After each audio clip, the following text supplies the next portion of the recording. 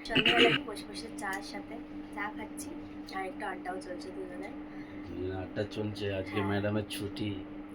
হ্যাঁ, অনেক দিন পর ছুটি, প্রায় হোলির পরে আজকে ছুটি। তার জন্য আমরা এখন চা সেলিব্রেট করছি।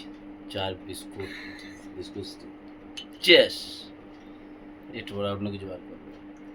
কি লাল জল। এটা কি? এটা আমি লাল চা খাই গাইস, আমি দুধ চা খাই না, এমনি পেটের প্রবলেম।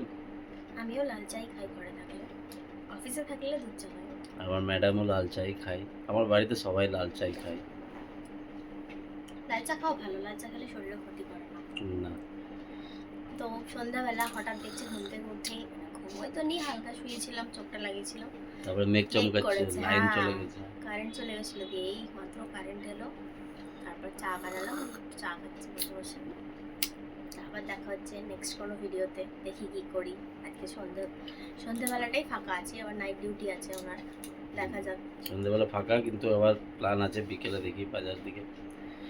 ঠিক নেই, বাজার যেতেও পারি নাও যেতে পারি, কারণ এখন ঘুমোও নি দুপুরে। ঠিক আছে, চলো টাটা। চলো।